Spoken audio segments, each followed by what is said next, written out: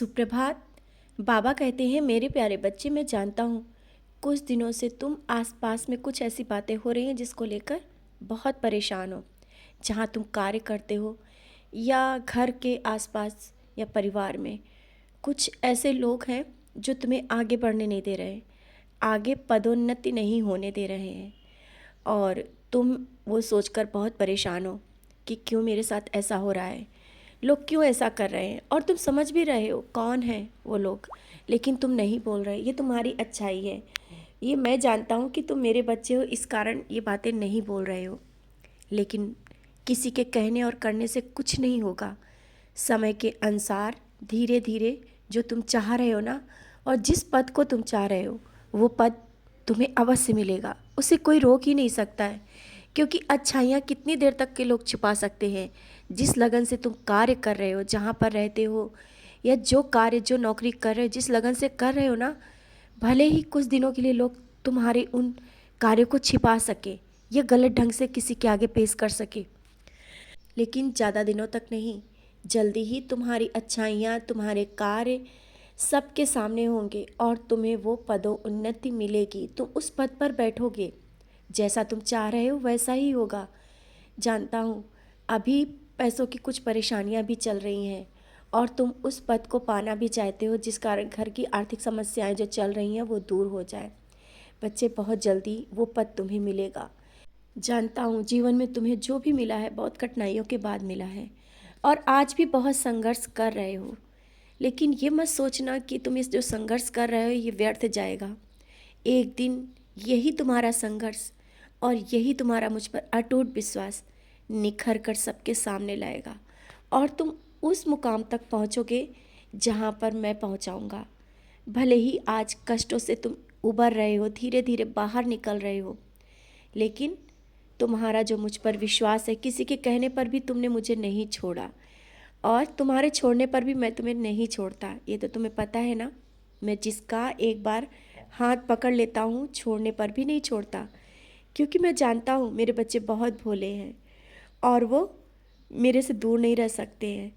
लाख लोगों की बातें और परेशानियों के बाद भी तुमने जिस तरह से, जिस भाव से मुझे पकड़ा हुआ है और मेरी सेवा भक्ति भाव कर रहे हो ना, ये जो तुम कर रहे हो ना, इसके मैं बस में हूँ। मैं कहीं नहीं जाने वाला। मैं तो तुम्हारे घर में हूँ, तुम्हारे हृदय में हूँ। जहाँ तुम जाते हो वहाँ पर मैं रहता हूँ। बच्चे, तुम्हारी भक्ति और ये सेवा से मैं बहुत खुश हूँ। और ये मन में क्यों ले आते हो कि तुम्हारी पूजा उस तरह से नहीं हो रही है?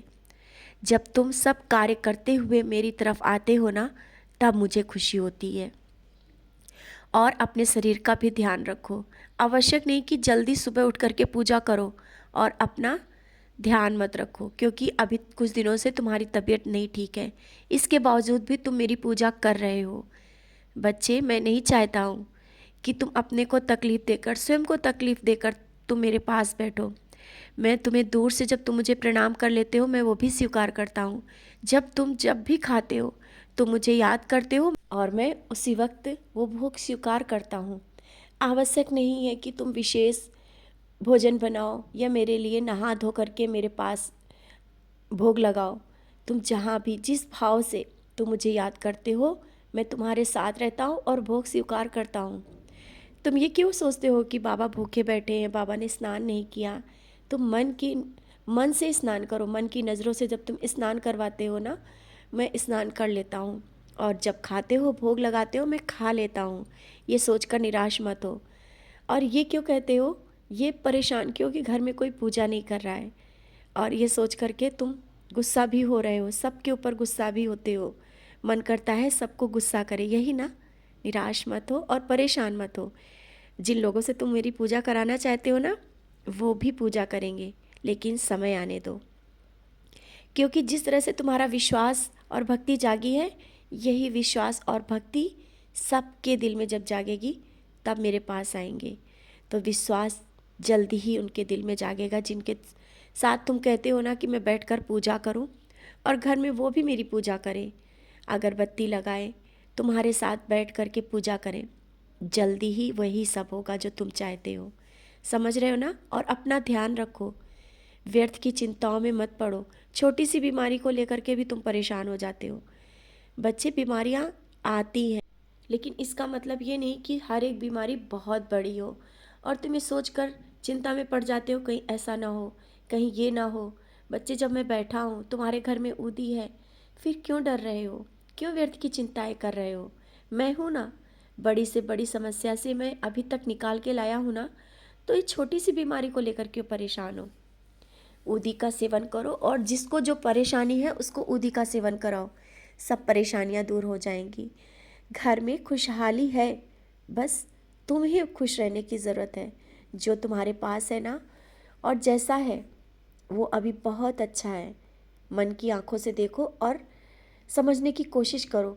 जब तुम समझ जाओगे ना, तुम्हारी जो परेशानी है, जो ज़रा ज़रा सी बातों में मेरे आगे भी बैठ कर के रोते हो, परेशान होते हो ना, खुश हो जाओ, क्योंकि लोगों के पास ये भी नहीं है। ये सोचकर तुम्हें मन को शांति मिलेगी। जो आज है उसको जियो, जो आने वाला है वो मैं देख रहा हूँ और मैं अच्छा ही दूंगा। निश्चिंत रहो, जो कार्य अपने कर रहे हो करो, सफलता हर एक मोड़ पर तुम्हें मिलेगी। समझ गए हो ना? सफलता तुम्हारे करीब है और बहुत ही करीब।